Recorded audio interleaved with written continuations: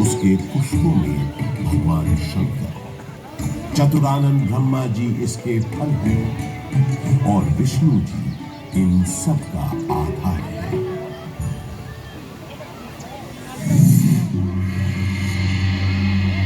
गौतम बुद्ध के काल में भी प्रयाग का बड़ा महत्व था। इसका एक बड़ा साक्ष्य है यहां उपस्थित अशोक की लाट।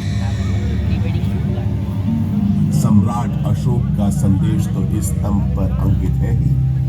गुप्त काल के शक्तिशाली राजा समुद्रगुप्त का प्रयाग प्रशस्ति अभिलेख भी इसी स्तंभ पर खुला है। 16वीं शताब्दी के अंत में सम्राट अशोक का यह स्तंभ उस किले का हिस्सा बन गया जिस किले का निर्माण संगम के किनारे मुगल बादशाह अकबर ने करवाया था।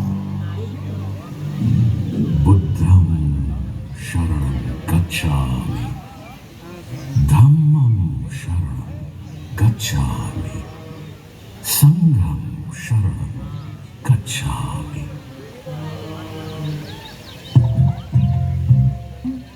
हजारों वर्ष पुराने इस प्रयाग नामक नगर के आध्यात्मिक और धार्मिक महत्व से बादशाह अकबर इतने प्रभावित हुए कि उन्होंने यहाँ एक नया शहर ही बसा दिया और उसका नाम रखा इलाहाबाद, जो वक्त के साथ साथ बन गया इलाहाबाद।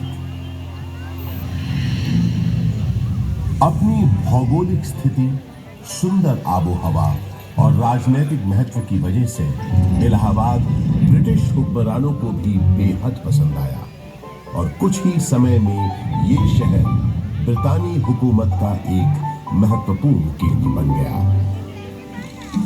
इलाहाबाद हाई कोर्ट इसका एक जीवंत उदाहरण है। देश के 4 उच्च न्यायालयों में से तो एक ये है ही। इसके अलावा अनेक महत्वपूर्ण और ऐतिहासिक फैसले देने का श्रेय भी इस न्यायालय को जाता है। शिक्षा के प्रसार के लिए अंग्रेजों द्वारा बनाया गया इलाहाबाद विश्वविद्यालय इस शहर को उनका दूसरा महत्वपूर्ण योगदान था। इलाहाबाद विश्वविद्यालय की स्थापना 16 नवंबर 1887 को हुई।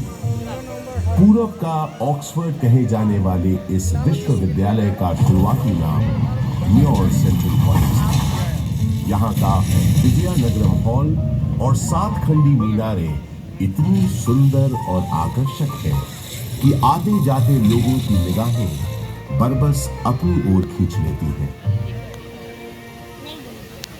20वीं सदी की शुरुआत से ही इलाहाबाद हिंदी साहित्य का एक बहुत बड़ा केंद्र बनकर उभरा। ऐसी ही कुछ प्रसिद्ध शख्सियतों के नाम एकाएक तब याद आते हैं जब इस शहर से जुड़े साहित्यकारों की बात होती है। जैसे हास्य व्यंग के मशहूर शायर अकबर इलाहाबादी साहब, फिराक गोरखपुरी जो उर्दू के जाने माने शायर तो थे ही, अंग्रेजी भाषा के भी प्रकांड पंडित थे, महादेवी वर्मा हिंदी की सशक्त कवियत्री जो आधुनिक मीरा के नाम से भी जानी गई, सुमित्रा नंदन पंत हिंदी साहित्य के छायावादी युग के महत्वपूर्ण स्तंभ, मधुशाला के लेखक और हिंदी साहित्य के पुरोधा कवियों में से एक हरिवंश राय बच्चन और अपने नाम ही के अनुरूप हिंदी भाषा के निराले कवि सूर्यकांत त्रिपाठी निराला, जिनकी ये कविता तो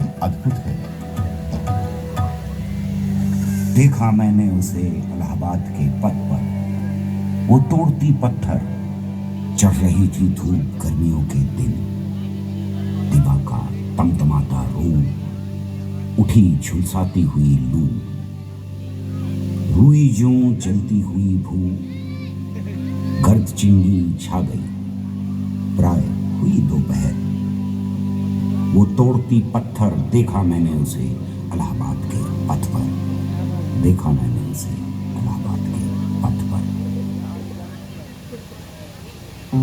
कला और साहित्य के साथ साथ राजनीति का भी खास गढ़ रहा है प्रयागराज।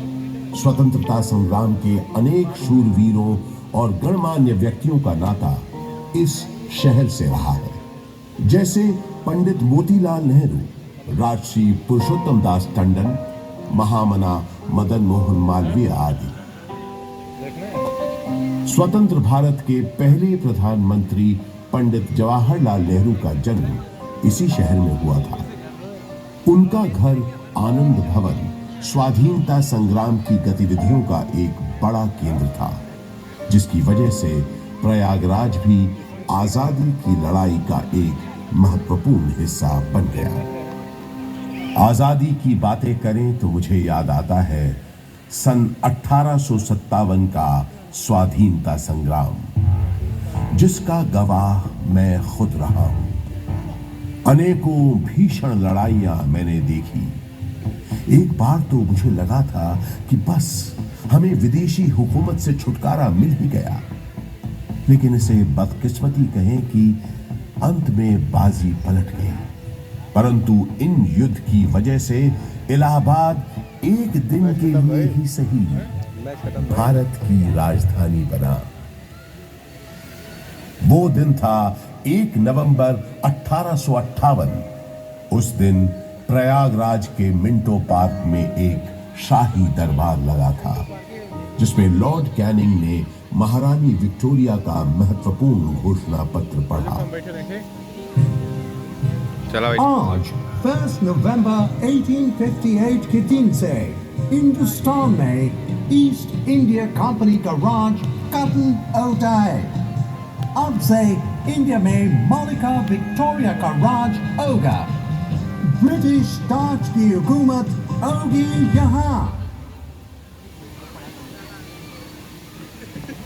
उस दौर से निकलकर समय के साथ थोड़ा आगे बढ़े तो मुझे याद आता है अपने चारों ओर बाहें फैलाए ये विशाल पार्क, जिसके आंगन में खड़ा मैं आज आपको ये कहानी सुना रहा हूं।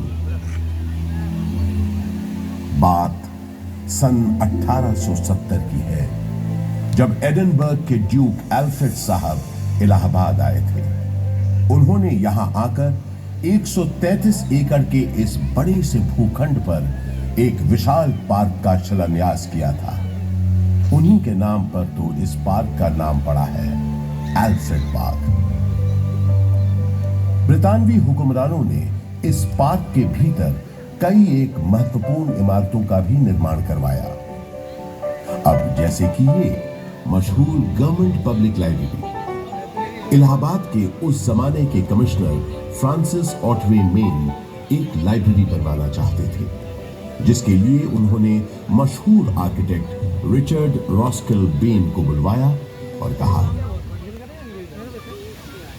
बेन, हमने तुमको बोला था ना, हमको एक लाइब्रेरी बनाने का है। आई रिमेम्बर सर, आपने बताया था आपका डियर फ्रेंड और इलाहाबाद का एक्स कमिश्नर मिस्टर कटबर्ट बेंसले थॉर्नहिल का मेमोरी में आपको एक लाइब्रेरी बनवाना है, राइट? यस, थॉर्नहिल खुद एक बहुत काबिल टाउन प्लानर था। आधा इलाहाबाद उसी ने प्लान किया है। ये लाइब्रेरी उसकी मेमोरी को बिफिटिंग ट्रिब्यूट होना चाहिए। ओह, आप बिल्कुल बेफिक्र रहें सर। मेरे दिमाग में स्कॉटिश बैरोनियल रिवाइवल स्टाइल की एक ब्यूटीफुल बिल्डिंग का प्लान है, जो एकदम परफेक्ट होगा ट्रिब्यूट देने के लिए।